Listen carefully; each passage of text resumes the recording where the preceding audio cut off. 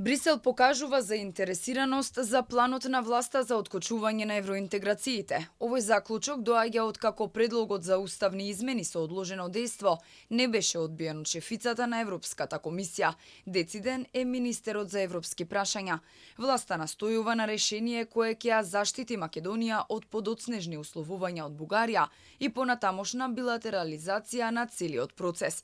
Орхан Муртезани очекува дека веднаш по изборите во Бугарија ќе започне диалог помеѓу двете влади, кој ќе доведе до решение за блокадата на патот кон Европската унија. Нашето настојување за уставни измени со одложено дејство има слух.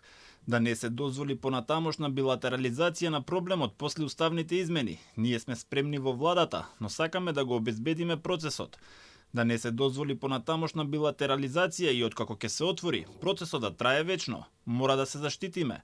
Што се однесува до новата бугарска влада, ние изразивме спремност за диалог. Ние сега немаме никаква комуникација и првиот чекор ќе биде воспоставување диалог, што би не довел до барање решение. Уставните измени не се единствениот услов за приближувањето на Македонија кон европското семејство. Мора да ги средиме работите дома, да спроведеме реформи, да се европеизираат институциите. Силна борба ќе биде потребна против корупцијата и организираниот криминал. Ќе треба да се работи на владењето на правото и на независно судство. Муртезани, кој на брифинг со новинарите ја презентираше реформската агенда во рамки на планот за раст, рече дека ќе им дели зелен, жолт или црвен картон на неговите колеги од владата за исполнувањето или неисполнувањето на реформите. Од скрининг извештаи преку реформската агенда, заедно со патоказите за отварање на кластерите, ние само го координираме целиот процес. Но ако одредено министерство презело обврска за решение или акцијски план, тоа мора да се направи. На владина седница, ако треба, ќе се даде зелен картон на тој што ја завршил работата, жолт како предупредување, а црвен картон ако некој не ги спроведе реформите.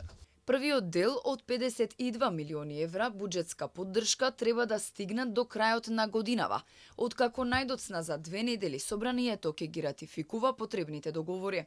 Ако се спроведе целосно реформската агенда, до 2027 година земјава ќе добие 750 милиони евра. Македонија во следните 3 години ќе треба да спроведе конкретни закони и стратегии, а меѓу областите се и судството, борбата против корупцијата, човечкиот капитал, администрацијата, дигитализацијата и зелената енергија.